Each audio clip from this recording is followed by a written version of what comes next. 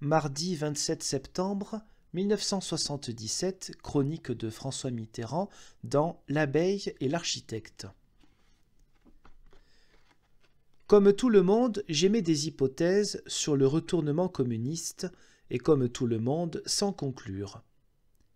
Isolée, aucune d'elles ne me convainc. Ensemble, elles se complètent et s'organisent autour d'un argument, toujours le même, le Parti communiste ne veut pas du pouvoir. Encore faut-il nuancer ce propos et réduire le champ d'exploration.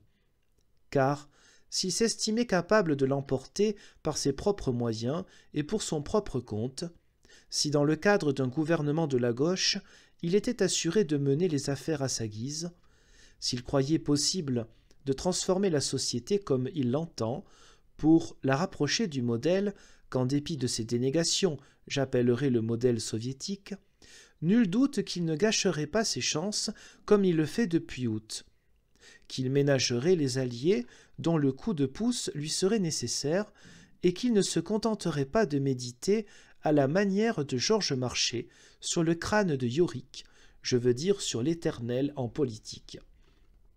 Le Parti communiste est un parti de pouvoir.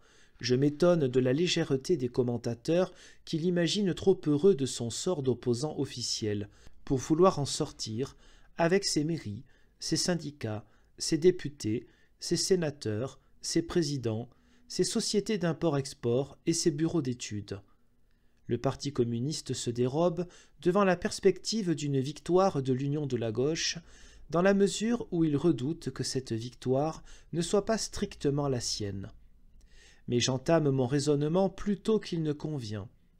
On a déjà compris que la raison première de son brusque virage reste pour moi la crainte que ne s'inverse, au bénéfice des socialistes, le rapport de force établi en France depuis la dernière guerre mondiale, au sein du mouvement ouvrier, et qu'un gouvernement commun ne serve davantage le projet socialiste que le sien.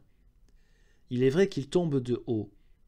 À l'issue de l'élection présidentielle de 1969, socialiste 5,01%, communiste 21,27%, plus rien ne semblait devoir enrayer le processus au terme duquel la France déboucherait sur la situation italienne. D'un côté, un parti socialiste exsangue, réduit à peu de choses, coincé entre ses puissants voisins. De l'autre, un parti communiste proche de 40% des suffrages, seul adversaire, seul partenaire, seul héritier de la droite au pouvoir, exerçant son hégémonie sur la classe ouvrière et abordant l'ultime étape non par une offensive frontale contre le système capitaliste, mais par les voies obliques du compromis historique. Le congrès d'Épinay a brouillé ce calcul. En moins de 2 ans, les socialistes réunifiés, renouvelés, authentifiés, ont récupéré leur clientèle ouvrière et doublé leur électorat. À partir de là, tout changea.